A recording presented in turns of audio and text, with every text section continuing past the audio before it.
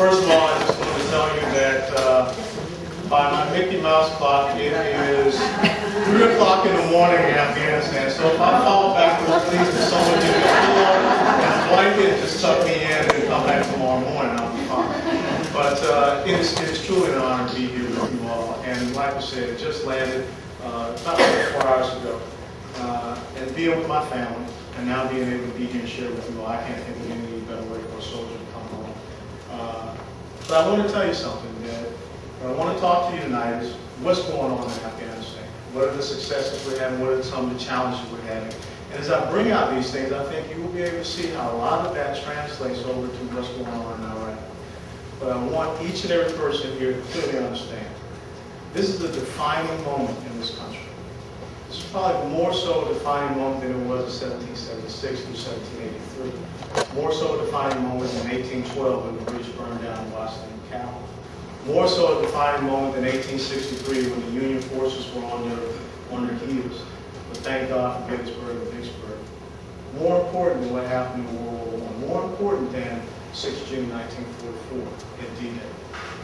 More important than Korea and Vietnam. Because this is about our civilization, our way of life, our existence as an American people. And truly, the world is looking to us.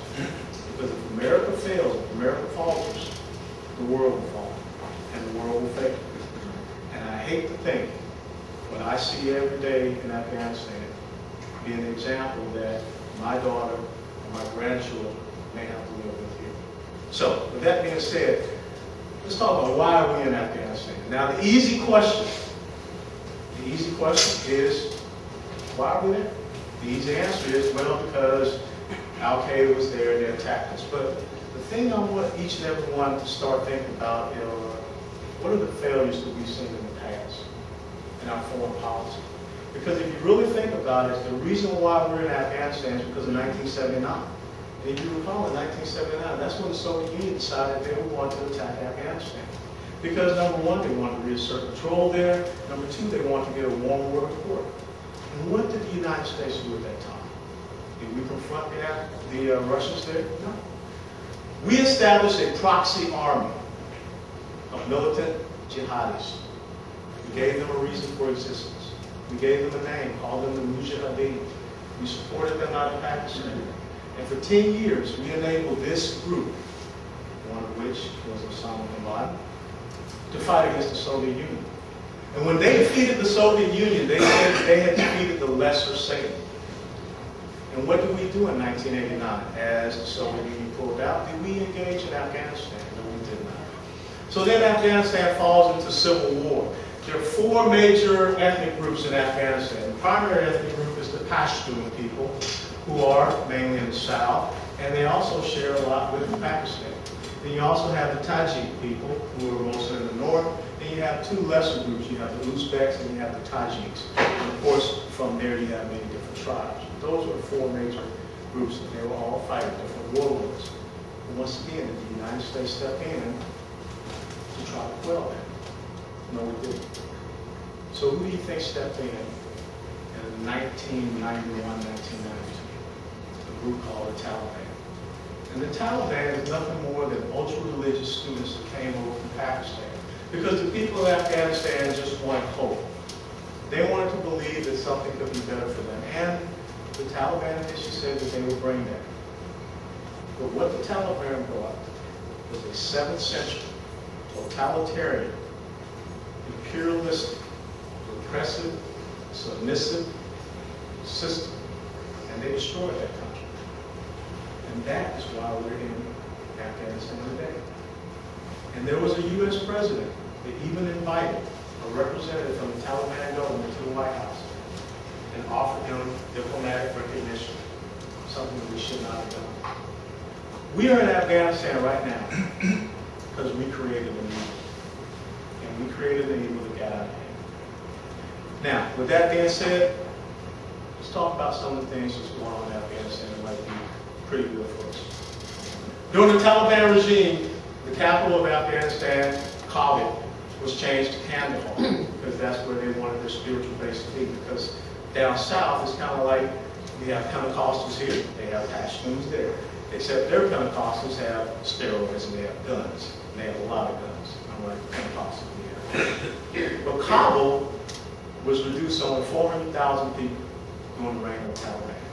But I can tell you now that Kabul, the capital of Afghanistan now, is about 8 million people. And it's growing. You can drive down Kabul, you can see Hummers going right next to a donkey cart. You can see a brand new Jeep Cherokee going right next to a street sweeper. When I talk about street sweepers, I mean the old style. Someone out there with a broom, sweeping the street. Hard-working people. They want a future. They want something better than what they had under the Taliban. There's one major road in Afghanistan. It's called the Ring Road. And it starts from the north and it rings around to the south and all the way over to the west. It's about 70% complete. And that is thanks to what the United States has done as far as foreign aid. So you do have goods and services that are able to get and move throughout Afghanistan. So there's an economy built. As a matter of fact, the economy right now is at a growth rate of 12% per year. It's hard to believe. But they do have an economy that's growing. Things that you don't hear about. $14 billion has been spent on foreign aid in Afghanistan. And the international community just blessed off on an increase of the Afghan National Police to take them up to 84,000. We currently sit at about 60,000. So we're starting to build up their security systems. The biggest thing is you're starting to see democratic processes take over in Afghanistan. Not how we see democracy, because they are still the Islamic Republic of Afghanistan. They still have a different culture. But you're starting to see freedom of press. You're starting to see peaceful demonstrations. And that is a good thing, because of the Taliban that can never happen. You even start to see women in the workforce. And for the first time this past year, I saw an Afghan woman drive. Absolute shock. Now, the key thing though, we have got to get the Afghan people to start thinking nationalistic and not tribal. Some of the folks here that received the security reports that I sent out, a lot of the things come from this basic tribalistic viewpoint. Killing each other over water rights, killing each other over land, ancient historic chasms that have been built. So we have to try to get them away from that. 6 TV channels have been started in Afghanistan. 100 free and uncensored publications. 2 national cellular systems. One is Afghan Wireless and the other one is Roshan. Roshan being privatized. Okay? And when you talk about shortages of power, what people don't realize, and this also is the same in Iraq, every Afghan has satellite TV now. Every Afghan has stereo. You can drive down and you can think that you're going right through Boca Raton and call some of the music and everything that you hear. Rock and roll, rap, whatever. Because before, they did not have this under the Taliban. And the Taliban still says that there will be no music. And they will go out and they will beat people that are playing music in areas where they can somewhat influence. But when you hear folks talk about loss of power, you got to understand that the systems, the power systems there, are not capable for handling the draw that these people are pulling now. Same as in Iraq. Okay? Everywhere you go, you see satellite TV. Now what does that mean also? Afghans are attuned to what's going on here in the United States. And they're very scared.